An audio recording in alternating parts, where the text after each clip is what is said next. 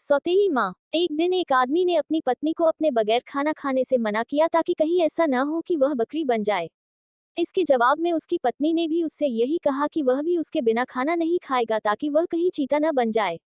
दोनों राजी हो गए। इस तरह काफी दिन निकल गए और दोनों में से किसी ने अपना वादा नहीं तोड़ा। दोनों एक दूसरे के साथ ही खाना खाते थे, पर एक दिन उस आदमी की पत्नी ने अपने बच्चों को खाना देते समय उस खाने में से चखने के लिए एक और खुद खाकर देख लिया। उस समय क्योंकि उसका पति वहां था नहीं, सो उसकी पत्नी तुरंत ही एक बकरी बन गई। जब वह आदमी घर आया तो उसने देखा कि एक बकरी उसके घर के चारों तरफ घूम रही है। ये देखकर वह बहुत दुखी हुआ क्योंकि वह तुरंत ही जान गया कि वह बकरी और कोई नहीं बल्कि उसकी अपनी प्यारी पत्नी थी। उसने उसको अपने घर के आंगन में बांध दिया और उसकी बड़ी सावधानी से सेवा करने लगा। कुछ साल बाद उसने दूसरी शादी कर ली, पर उसकी दूसरी पत्नी उसकी पहली पत्नी के बच्चों के साथ बिल्कुल भी अच्छा व्यवहार नहीं करती थी। वह तो उनको खाना भी बहुत कम देती थी। वे बच्चे बेचारे बहुत परेशान रहते थे। उनकी बकरी माँ उनकी शिकायतों को सुनती रहती, पर वह बेचारी भी कुछ नहीं कर सकती थी। उन बच्चों की माँ ने ये भी देखा कि उसके बच्चे दुबले होते जा रहे हैं। इसलिए एक दिन उसने अपने बच्चों में से एक बच्चे को अपने पास बुलाया और उससे दूसरों को भी यह बात चुपचाप बताने के लिए कहा कि जब भी उनको भूख लगे तो वे एक डंडी से उसके सींगों को मारें। ऐसा करने से उसके सींगों में से कुछ खाना निकल आएगा जिसे वे खा सकते थे। बच्चों ने ऐसा ही किया। अब जब भी उनको भूख लगती तो वे अपनी बकरी माँ के सींगों में डंडी मारते। इससे उनमें से कुछ खाना निकल आता और वे उसको खाकर अपना पेट भर लेते। इससे धीरे धीरे उनकी तंदुरुस्ती अच्छी होने लगी। पर ये तो उस सौतेली माँ की उम्मीदों के खिलाफ हो रहा था। उसके सौतेले बच्चे तो बजाय दुबले होने के और ज्यादा तंदुरुस्त होते जा रहे थे, जबकि वह खुद उनको बहुत कम खाना देती थी। वह उनको इतना तंदुरुस्त देखकर बहुत ही ताज्जुब में पड़ गई कि यह सब कैसे हो रहा था। कुछ समय बाद उस आदमी की दूसरी पत्नी ने एक आंख की बेटी को जन्म दिया। वह अपनी उसकानी बेटी को बहुत प्यार करती थी और उसकी किसी भी जरूरत को तुरंत ही पूरा करने को तैयार रहती थी जिसको वह समझती थी कि वह उसको चाहिए। कुछ दिनों बाद जब वह लड़की काफी बड़ी हो गई, चलने फिरने लगी, बोलने चालने लगी, अच्छी तरह बात करने लगी, तो उसकी माँ उसको दूसरे बच्चों के साथ बाहर खेलने के लिए भेजने लगी।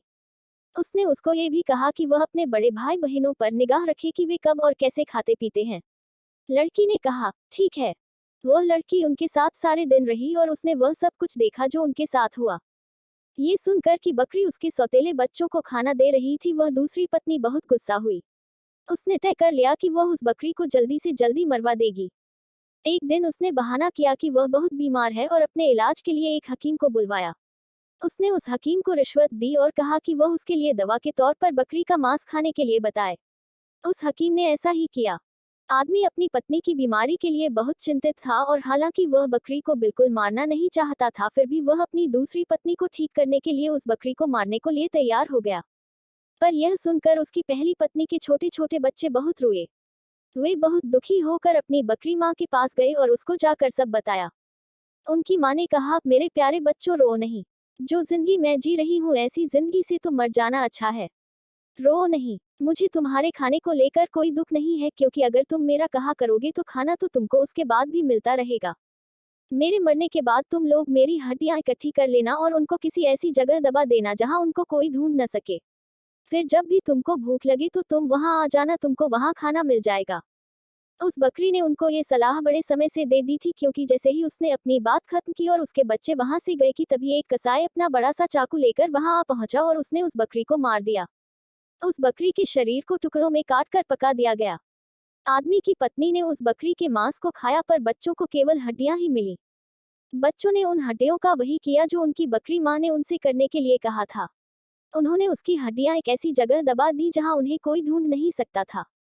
जब उनको खाने की जरूरत होती तो वे वहां जाते और उन हड्डियों से खाना मांग लेते और उनको खाना मिल जाता। सो अब उनको फिर से खाना रोज और खूब मिल रहा था। अब वे भूखे भी नहीं रहते थे।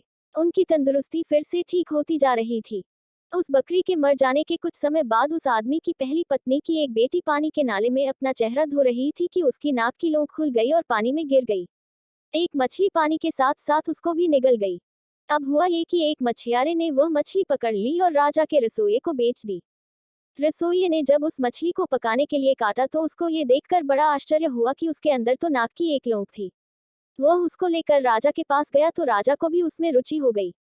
राजा ने अपने राज्य में यह मुनादी पिटवा दी कि जिस किसी की भी नाक की नोक हो गई हो वह उसको राजा से आकर ले जाए। कुछ ही दिनों में उस लड़की का भाई राजा के पास आया और बोला कि वह नाक की लौंग उसकी बहन की थी। उसकी यह नाक की लौंग उसका चेहरा धोते समय नाले में गिर पड़ी थी।